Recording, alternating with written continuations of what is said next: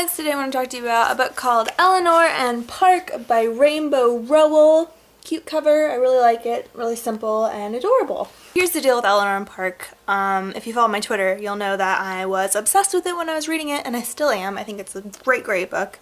I love absolutely everything about it except for the ending.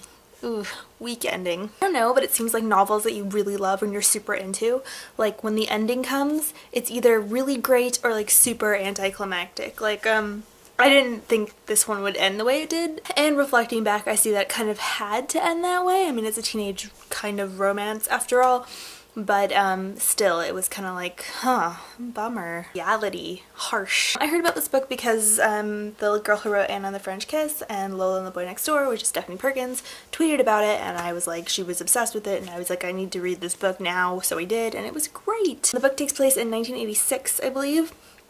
And it follows two very unconventional main characters, which is great because the whole book itself is really unconventional. It would obviously be classified as a young adult teen novel, you know, romance and all that. It is very different from any teen romance I've ever read. For instance, our two main characters are just not the typical YA. For one, we have an Asian American kid who, very rare as a main character, usually sub-characters, you know, the friends of the main character, but to have an Asian American kid it's different, but I love it. I think it's great.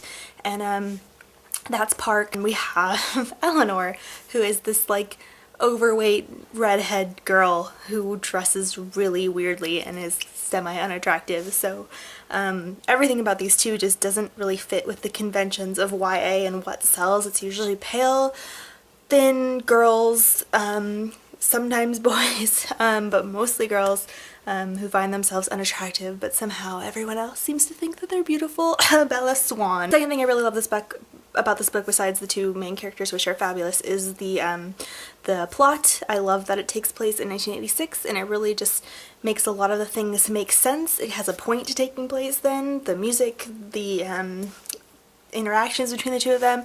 It'd be a very different book if this took place in 2013 when there's like texting and Facebook, and it just wouldn't work as well. Eleanor would be even more outcasted because there's no way in hell she would have a cell phone. So it's weird enough she doesn't have a landline in this book. I read this book in like 2 days, and I raved about it the whole time. It's all I wanted to do, like the 2 days I was reading it, was like stop everything and finish reading Eleanor and Park. So I highly recommend it. 10 out of 10, 5 out of 5, 7 holly faces, whatever you want to call it. It was great. So that is Eleanor and Park by Rainbow Rowell, and I highly recommend it. I can't wait for her next novel because she's a really good writer. So yay, I think you should read it. Bye!